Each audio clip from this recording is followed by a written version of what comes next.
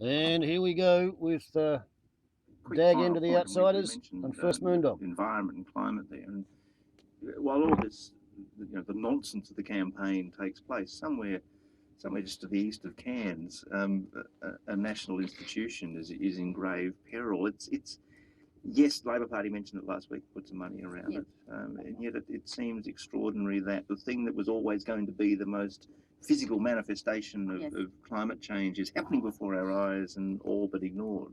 It's awful, isn't it? Jeff Sparrow actually wrote about this in Eureka Street recently about how come when the Franklin during the Franklin Dam campaign, it really sort of the general public really latch onto that and take that on as one of the most critical issues. So we don't seem to have that same fervor around the Great Barrier Reef, and it's puzzling. I'm not sure whether that's because we've got that, insularity around, that bubble around, if it doesn't directly affect me, then it's not that important. So we've had this campaign that's tinkering around the edges. It's quite domestically insular, whereas there's all these global realities that are probably gonna niggling away at the edges. Yeah, there. We can't continue hiding. Well, look, I'm sure, as we say, there's 5 weeks to go.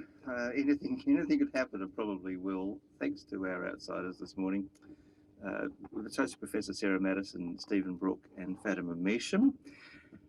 First Dog on the Moon has been a busy man this past week, and has been, and it's his lonely duty to chair the 486th Leaders' Debate in this campaign. And he was joined on this occasion by Laura Tingle. We have highlights for you now.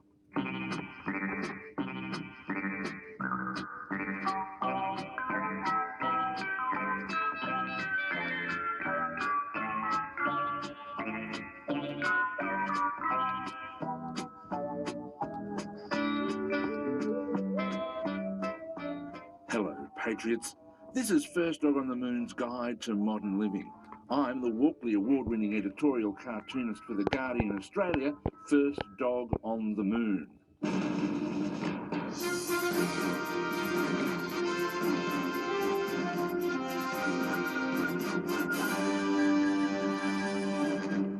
Today we're coming to you live from the Gina Reinhardt Ballroom at the Menga Dingadong Bowls Club, Menga Dingadong. Welcome to the 11th Leaders' Debate of the 2016 federal election. I'm your host and moderator, First Dog on the Moon. As you know, the election's been going for 7 months now, and thankfully we have only 5 more months until polling day on July 2. It really does seem to be taking a long time, doesn't it? As a nation, we've travelled so far up this federal election we can brush its teeth from the inside. Hopefully, this, the 47th Leaders' Debate, will help any undecided voters make up their minds because everyone else is dead from boredom or despair. Of course, we all know Leaders' Debates aren't about winning, they're about not losing. If you make a gaffe during a debate, or as they're known this year, a feenie, if you let rip a feenie during a debate, it can haunt you for the whole campaign. Win a debate, and yeah, whatever. So, today we have assembled a panel of the most senior journalists in the country. Welcome to you, Laura Tingle. Hello. Hello, Laura. And now the leaders. Because the actual leaders weren't available, we have a couple of people standing in for them. So today, representing the Greens, we have Darren. Hello. And for the Liberal National Coalition, we have Craig. Hello. And for the ALP, we have Craig again, because who can tell them apart? Good evening, Craig. Hello. So, let's go straight to our first question, which is from Laura Tingle. I'd like to start with Darren. Darren, how long is a piece of string? Thank you, Laura. Well, let me just say this. There's a clear choice at this election between us and all the other people who aren't us. As Australians, we live in remarkable times. I'd like to respond, please, Laura. Yes, Craig? I also believe that there is a clear choice in this election between us and all the other people who aren't us. However, I must respectfully disagree about Australians living in remarkable times. My view is that we live in really, really remarkable times. Also, jobs and growth. Oh, me too. Jobs and growth. Aren't you supposed to be representing the Greens, Darren? Ah, yes. Jobs and old growth. Oh, plants and things. All right. Second question to you, Darren. Can I phone a friend? Of course. I'd like to call Christopher Pine, please.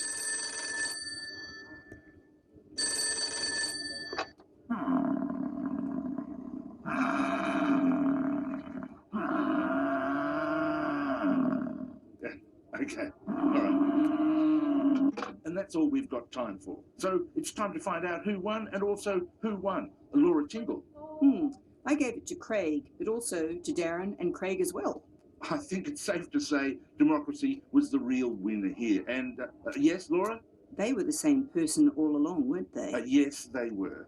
Okay, just so we're clear. Look, I'm not sure it matters. What about you, Australia? What do you think? You know I'm a meme now, don't you? Now that is enough of that.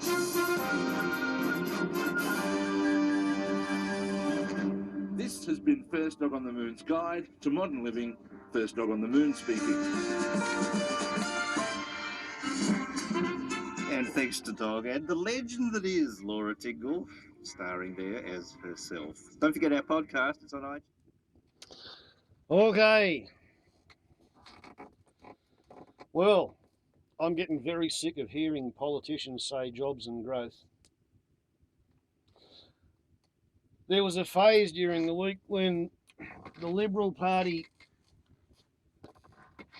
was using the word war. They were saying that the Labor Party had declared war on growth, war on jobs, war against big business.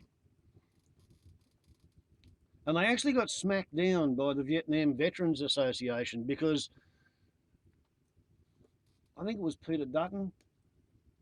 Yeah, Peter Dutton was running around talking about how Bill Shorten had declared war on this and war on that, and policies were bullets and they were flying all over the airwaves.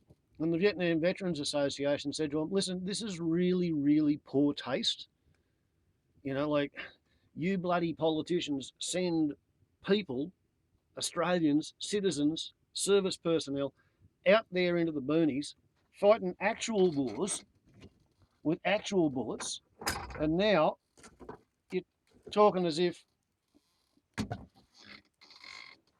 what you people say to each other on the TV news is somehow comparable. And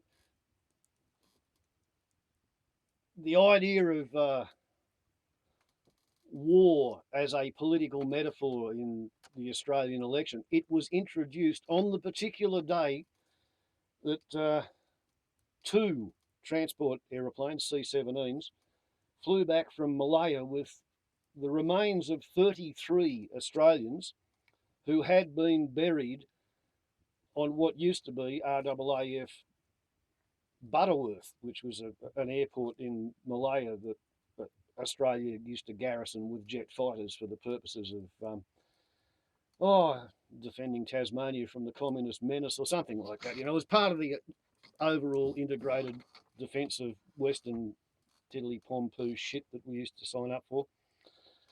And prior to 1966, when Australians died in combat, they were buried where they died. And on this airbase, there were 22 Australian service personnel family members buried on the base. So I think there was only actually 10 Vietnam veteran combatants who got buried in Malaya. But during the time Australia was at the airbase, 22, I don't know, women and children, I guess, died at the airbase, and they were buried at the airbase, and they came back with the remains of the service personnel. And there was even one fairly sensible bloke who stood up in front of the cameras and he said, this is not a good idea. Those people were taken off the battlefield. They were buried in sanctified ground on friendly territory. They should be left in peace to rest there, you know. Sets a bad precedent. He said, what are you going to do? Are you going to dig up everybody who was buried all over the rest of the world, Australian war graves? And he was pretty quickly told to shut up. And yeah, it took a couple of days for the politicians' thoughts on economic policy as bullets to stop bouncing around the airwaves. But one of the biggest issues that I noticed this week, apart from Australian politics, was the Americans at a zoo decided to shoot a silverback gorilla because the silverback gorilla had gone to rescue a 4-year-old boy who'd fallen into the enclosure and was in the water, and the gorilla went over and grabbed the kid and pulled him out, stood him up, patted him on the bum. Yeah, the gorilla did move pretty quick. The kid did get tossed around a bit like a rag doll, but the gorilla was responding to the screaming yells and bays and howls and wails of the crowd. And the American crowd was making such a noise that the gorilla got a bit stirred up. And yeah, because the gorilla is big and the gorilla is strong, and Americans are ignorant, and their idea of gorillas has apparently been entirely formed by the King Kong movies and perhaps Disneyland, Planet of the Apes movies. They shot the gorilla in case it decided to hurt the child.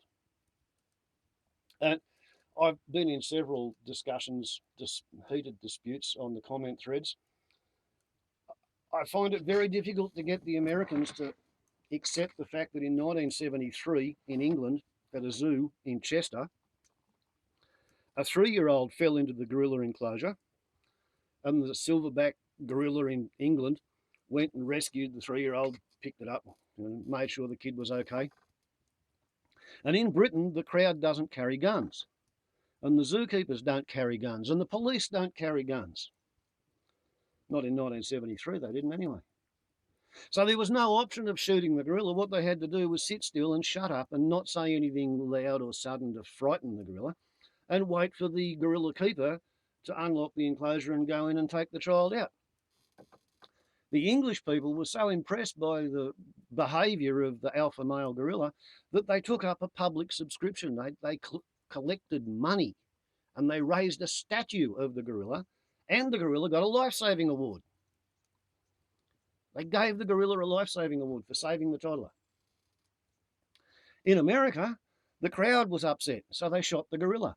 If you have to have armed security guards at your zoo, the next time somebody lets their kid go into the gorilla enclosure, I think the security guard should have fired one shot over the head of whoever in the crowd was screaming the loudest, and in the ensuing silence, the security guard should then have offered to shoot the next person who opened their mouth, and then the gorilla and the kid would have calmed down, and then they could have unlocked the enclosure and gone in and got the kid from the gorilla. David Attenborough filmed himself sitting in the forest being charged by an actual wild silverback gorilla. And you know what happened?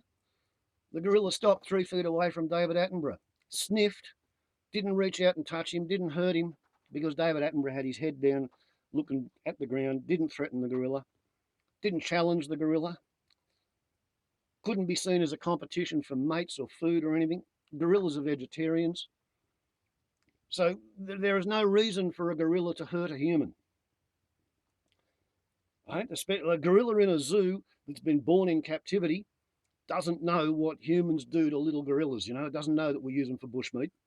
It doesn't know that we lock them up in cages and charge people money to look at them, even though that's what's happening to this gorilla that got killed.